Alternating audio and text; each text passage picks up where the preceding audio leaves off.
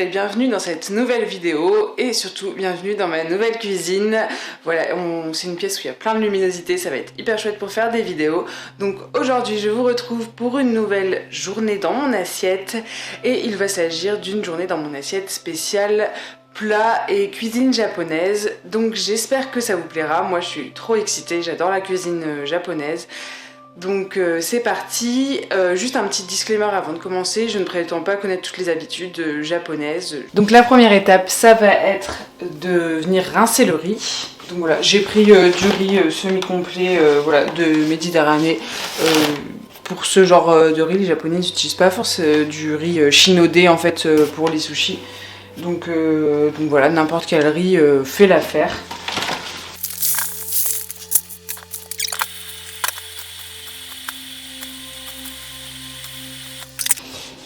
Alors, je vais mettre le riz dans mon cuiseur à riz, sachant que la proportion c'est une dose de riz pour une dose et demie d'eau. Pendant ce temps-là, je vais faire un peu de rangement et je vous retrouve juste après.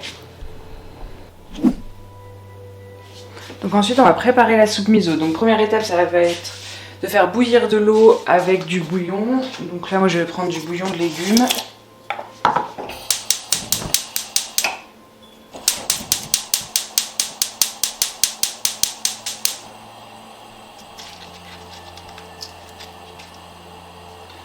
Je vais mettre un demi-cuve de bouillon. Traditionnellement, c'est un bouillon à base de dashi, donc de poisson. Mais un bouillon de légumes convient très bien. Donc voilà pour ça, on va laisser bouillir ça. Ensuite, on va préparer ce qu'il faut dans notre petit bol. Dans notre petit bol pour la soupe miso, au fond, on va y mettre un peu de pâte de miso. Voilà, comme ça. On y met ensuite quelques algues séchées, donc des algues wakame. Voilà, pas trop parce que ça grandit bien. Voilà, celle-ci.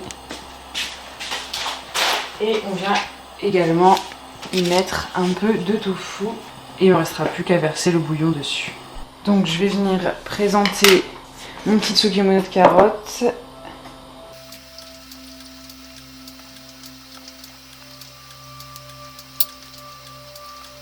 J'y mets quelques feuilles de nori.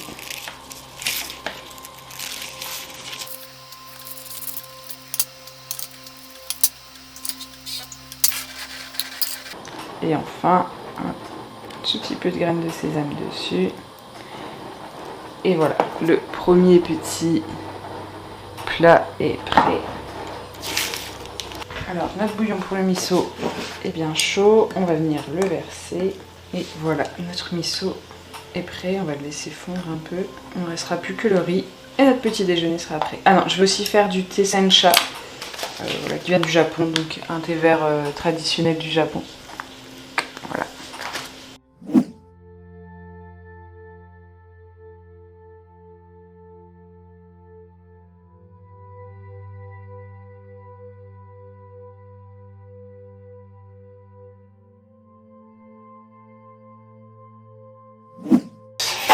Donc voilà, mon petit déjeuner est prêt. Donc il est composé de riz que l'on met toujours à gauche. Là nous avons la soupe miso wakame tofu. Là nous avons des petites tsukemono de carottes comme je disais avec les feuilles nori. Et là un petit thé vert sencha basique. Donc voilà, je pense que je vais me régaler pour ce petit déjeuner, ça va bien tenir au corps. Je vous retrouve ce midi, je vais bosser un petit peu en attendant et je vous dirai ce que j'ai pensé de ce petit déjeuner. Donc j'ai oublié de vous faire le petit bilan de ce matin du petit déjeuner. Franchement c'était délicieux, hyper nourrissant et moi j'aime bien manger salé le matin, ça me dérange pas. Du coup c'est hyper satisfaisant. Bon, par contre ça met un petit peu de temps à faire pour un déjeuner rapide. Mais c'était assez chouette. Et ce midi je fais des onigiri parce que généralement les Japonais le midi vont manger sur leur lieu de travail ou à l'école. Et donc ils vont faire un bento. Et les onigiri c'est des petits sandwichs de riz qui se mangent comme ça souvent en bento. Donc je trouvais ça plutôt approprié pour le midi. Je vais accompagner du reste de tsukemono de ce matin et d'un petit peu de radis et ça fera l'affaire. Donc là, ma mayonnaise est prête. En fait, au mixeur plongeant, ça prend immédiatement, c'est hyper bien. Et là, avec les petits yuzu, ça rapporte un peu de fraîcheur dans le gras de la mayonnaise, c'est pas mal. Donc là j'ai mes haricots qui ont cuit dans mes algues, j'ai laissé les algues dedans, je vais venir les écraser un petit peu à la fourchette. Tout simplement.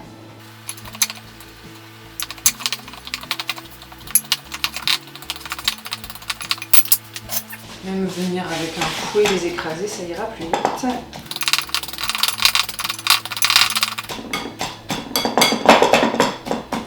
Voilà, là je pense qu'on est pas mal. Donc j'y ajoute quelques cuillères de ma mayonnaise.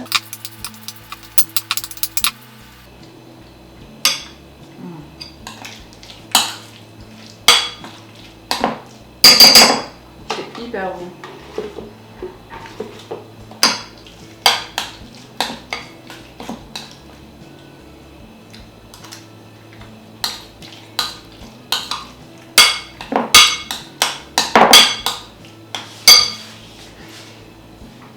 Je vais y ajouter un petit peu d'algues encore.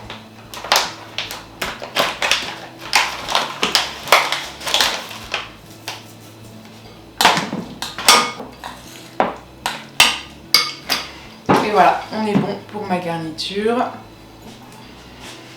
Maintenant, on va former les onigiri. Donc, je vais déjà mouiller mes mains. Je prends mon riz, je forme déjà une petite boule.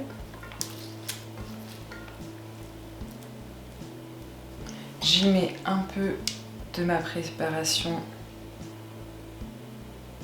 à la mayonnaise. Et ensuite, je recouvre cette boule de riz. Et là, le but, c'est de venir le former en triangle. Donc, vous mettez votre main comme ça à plat, qui vient se refermer, et celle du dessus de l'autre côté. Comme ça, ça vous forme naturellement un triangle. Après, vous pouvez l'arranger avec la paume de votre main.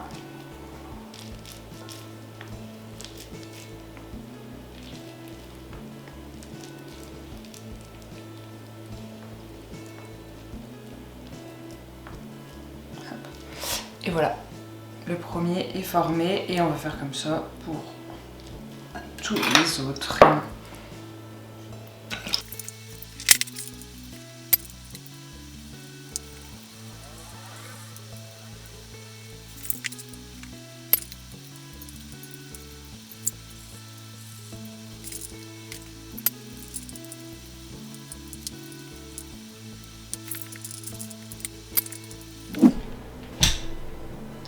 Alors, les onigiri sont prêts, on en a 8, on est 2 à manger, ça me semble pas mal. Donc voilà, et maintenant on va les faire snacker. Je vais mettre ma casserole sur le feu. Je vais y mettre un peu d'huile de cuisson.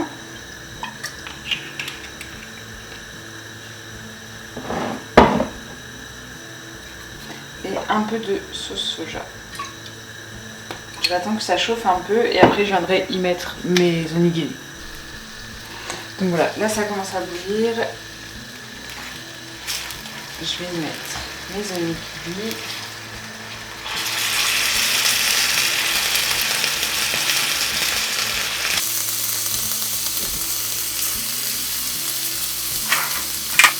On va les retourner quand ils ont pris une belle coloration.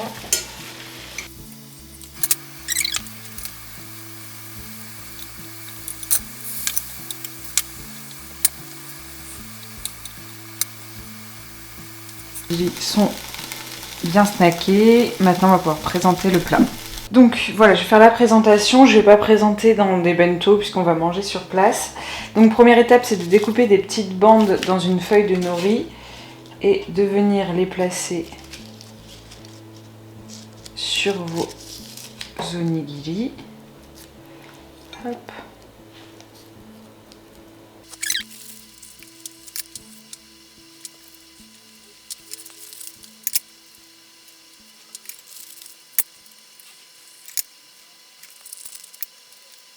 Donc voilà, pour mes petits onigiri, je les trouve mignon. Maintenant je vais faire le petit accompagnement. Je vais juste mettre quelques radis et quelques carottes.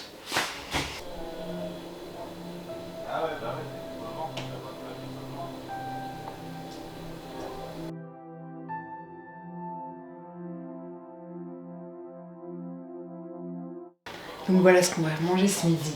Je trouve ça trop mignon, j'ai trop hâte de manger. Je vais goûter un petit bout devant vous.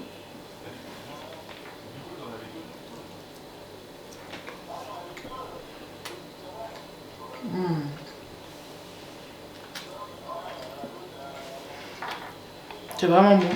Le côté snacké avec le soja. J'aime beaucoup. Donc voilà, je vous laisse pour l'instant. Je vous retrouverai sûrement pour le goûter, je sais pas encore où pour le dîner. Je vais manger ça. Ah oui, je vous ai pas dit. J'ai présenté le reste de mayonnaise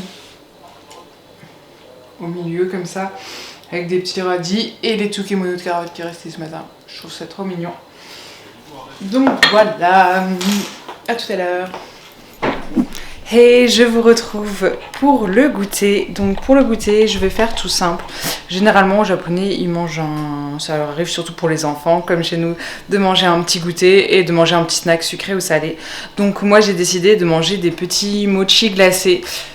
Puisque les mochi qui sont en vente en magasin, qui sont pas glacés, les mochi traditionnels entre guillemets japonais, je n'aime pas trop ça. J'ai goûté une ou deux fois, j'aime pas trop ça, il faudrait que je regoute à l'occasion, mais là je voulais me faire plaisir, du coup j'ai pris des mochi glacés, des mochi que je vous avais présenté dans une vidéo il me semble, je découvre des produits asiatiques ou quelque chose comme ça, et donc c'est cette marque là et ils sont vegan, du coup ça c'est hyper cool. Donc voilà, je vais manger ça avec un petit thé vert sencha, je vais vous montrer. Donc voilà, j'ai pris mochi sésame noir, un à la fraise et un à la vanille. Je vais goûter tout ça. Et là, dans ma petite tasse Hello Kitty, je vais prendre mon thé vert. J'attends que l'eau chauffe. Et voilà. Alors, je vais goûter le premier mochi. J'ai trop envie de goûter celui à la vanille.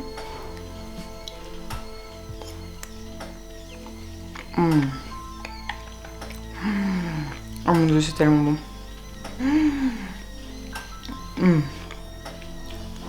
J'adore. Je vais goûter celui au sésame maintenant.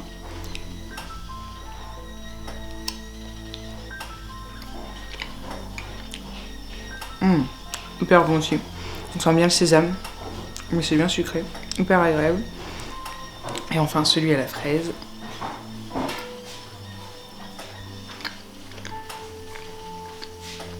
Pas mal. Sésame et la vanille sont vraiment extraordinaires. Alors moi je vais finir de manger ces petits mochi, je vais boire mon thé et je vous retrouve ce soir pour une super recette de ramen. A tout à l'heure. Alors je vous retrouve, il est déjà tard, il est 21h15. Je vais faire donc des tonyu ramen. Ce sont des ramen végétariens qui sont faits dans un bouillon à partir de lait de soja. Donc voilà, ça va être hyper bon. Donc pour cette recette, on aura besoin tout d'abord de 50 centilitres de lait de soja, 50 centilitres de bouillon. Normalement ils utilisent du bouillon d'ashi, donc comme tout à l'heure, moi là j'ai mis du bouillon de légumes à chauffer avec des paillettes d'algues dulce. Et donc j'en ai 50 centilitres aussi de mon bouillon déjà prêt. Ensuite j'ai 2 petits oignons nouveaux coupés en petits dés. Il me faudra également de la sauce soja, 3 cuillères à soupe, pour la sauce soja ce sera 3 cuillères à soupe aussi, 3 cuillères à soupe de pâte de sésame, 3 cuillères à soupe de miso blanc. Ensuite j'ai émincé un petit peu de curcuma frais et de gingembre mariné. Il nous faudra 3 cuillères à soupe également de saké, 2 ou 3 cuillères à soupe d'huile de sésame, ça dépend du goût qu'on veut donner. Et moi j'y ajouterai aussi un petit peu de ce pickles de piment et ail. Donc voilà, et bien sûr un paquet de ramen, donc de 270 grammes. Voilà, ça c'est la marque que j'utilise habituellement. Et enfin, pour poser sur le dessus à la fin, on prendra des petits pousses d'haricots mango. c'est parti pour la cuisson. Donc dans notre... il faut une grande casserole, voilà, ou une marmite. Moi j'utilise un wok, c'est ce que j'ai de plus grand. Donc on va venir y mettre 3 cuillères à soupe d'huile de sésame.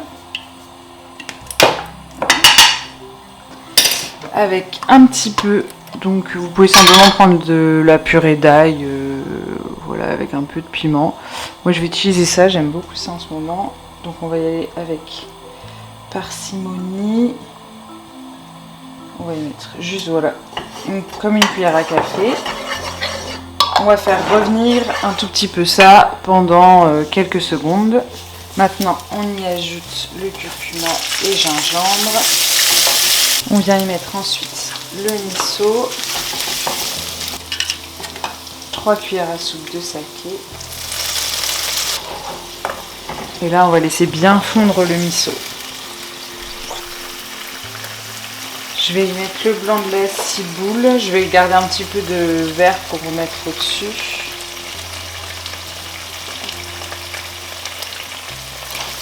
Voilà, et je vais juste baisser un petit peu le feu et je vais mettre la pâte de sésame.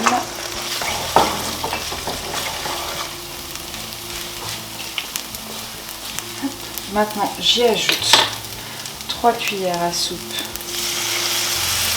de sauce soja. Je vais bien mélanger. Donc maintenant que le miso est bien dilué dans le reste, on va pouvoir ajouter au fur et à mesure les 50 centilitres de lait de soja. Et maintenant on va y incorporer mon bouillon légèrement iodé.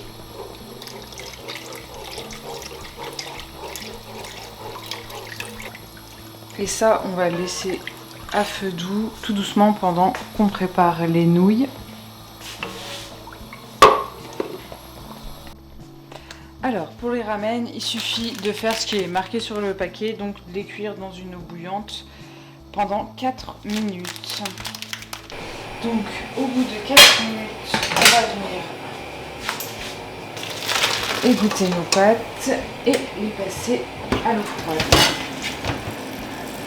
Donc pour le dressage, ensuite on va venir simplement mettre les pâtes au fond des bols. J'ai choisi de faire les ramen le soir car c'est souvent un plat que les Japonais mangent à l'extérieur, qui mangent très peu chez eux puisque le bouillon est long à faire. Et voilà, bon, en ce moment je ne peux pas sortir, mais je me suis dit que c'était un peu comme un restaurant, comme un petit street food. Donc voilà, c'est pour ça que j'ai choisi des ramen pour le soir. Donc voilà, il va me rester un petit peu de nouilles si on veut en manger après. On vient verser le bouillon par-dessus.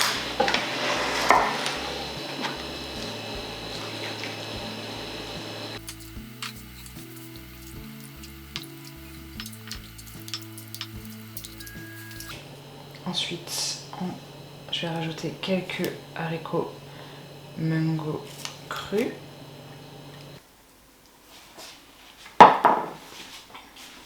Et voilà, les ramen sont prêts.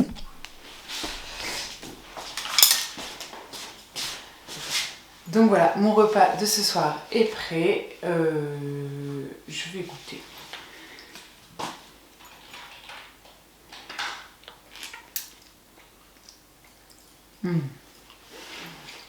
C'est tellement bon, c'est parfaitement épicé, c'est onctueux. Franchement, je vous conseille de tester cette recette, c'est vraiment trop bien.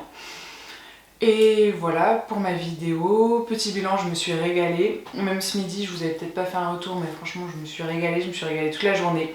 Je trouve ça super instructif de manger d'autres choses, de ce qu'on a l'habitude, surtout des recettes étrangères. J'aime beaucoup faire ça. Donc dites-moi si ça vous plaît aussi, et je pourrais faire d'autres journées japonaises ou d'autres journées même avec d'autres pays. Donc voilà, j'espère que ça vous a plu. Si c'est le cas, n'hésitez pas à vous abonner, laissez-moi un petit commentaire, likez la vidéo et partagez un maximum, ça serait trop chouette. Je vous fais des gros bisous et je vous dis à très bientôt dans une nouvelle vidéo.